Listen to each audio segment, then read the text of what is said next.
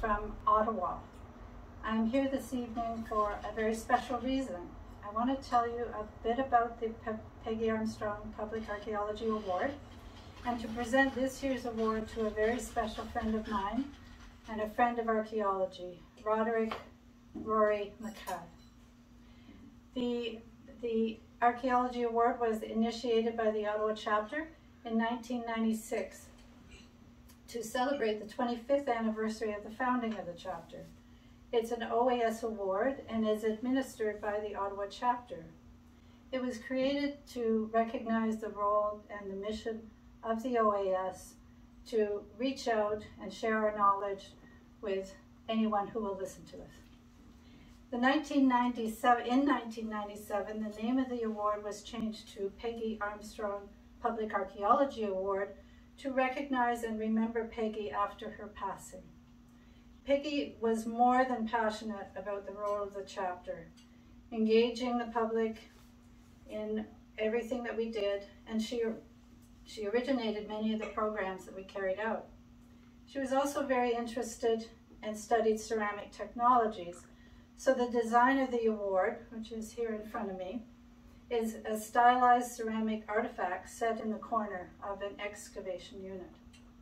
The award has been given out many times over the years to professional and avocational archaeologists, community and provincial park groups, scholars, and researchers. Public archaeology was embraced by the Ottawa Chapter and led to many long-standing relationships and collaborations. We are proud to continue that work today, marking another 25 years of outreach and education. For this year's award, I would firstly like to extend the chapters of my personal thanks to the individuals who provided the detailed and very glowing letters in support for Rory, and to the award selection committee, which consisted of Andre Miller, Jean-Luc Pilon, Aaron Mior for the Ottawa Chapter, and Greg Braun from the OAS Board of Directors. Thank you all for supporting the nomination. We are here today to reward what is really a lifetime of teaching, learning, and sharing knowledge. Since 1995, Rory has held a range of job titles. He's been a seasonal interpretive naturalist, a historical researcher, an archivist, an oral historian, an archaeological field technician, field director, a much published author, and when he has time, he's an amateur birder and a qualifying blacksmith. His professional vocation was as a secondary school teacher in Kingston, and he taught science and biology and history and geography, all good things to move into archaeology. He's mainly focused his research in Algonquin and Bonnechere parks, looking not only for evidence of sites, but also seeking out the people who inhabited the parks and surrounding area.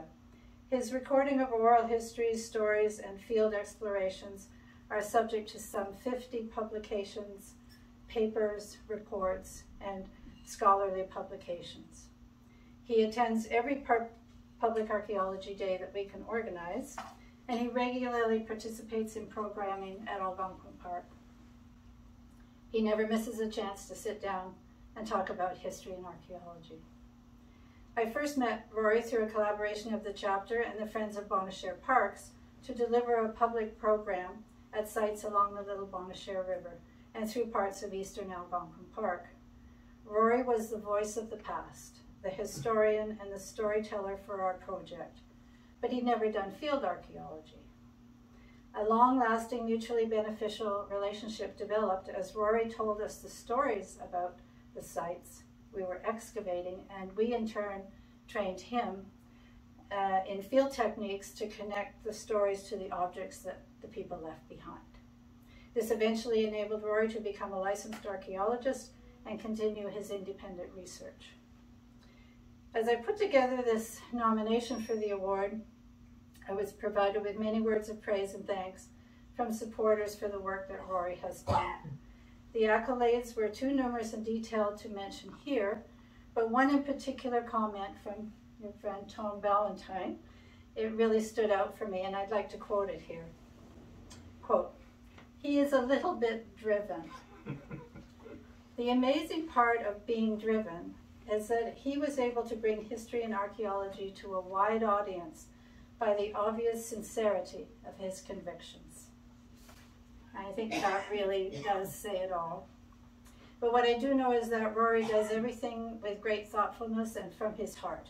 He's very humble about his accomplishments. But today those accomplishments are being publicly rewarded. So Rory, I am pleased to present you with a letter from the OAS and with the 2021 OAS Peggi Armstrong Public Archaeology Award. Congratulations. Thank you.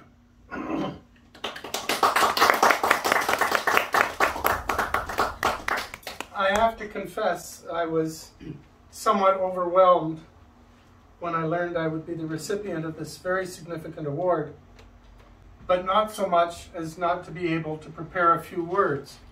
So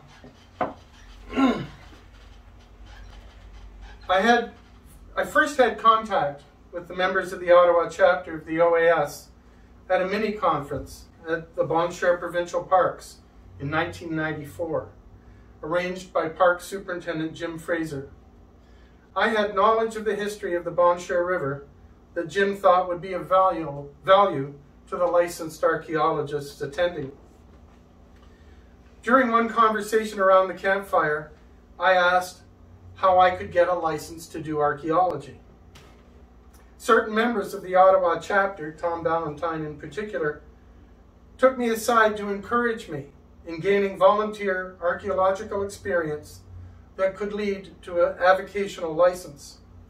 I joined the Ottawa Chapter and the OAS, and I went for it, collecting experience hours and signatures in my Passport to the Past booklet, which I still have. In May 1996, I was very fortunate to observe firsthand Peggi Armstrong's meticulous care in investigating a 50-centimeter test unit at Basin Depot. I watched her recover fragments of a small plate, now known at Bon Cher Provincial Park as Peggi's Plate. It was my first exposure to hands-on experience with real archaeology. In the all too short time I knew her, I was fortunate to experience Peggi's passion for doing archaeology and also for sharing archaeology with the public, both characteristics personified by the members of the Ottawa Chapter.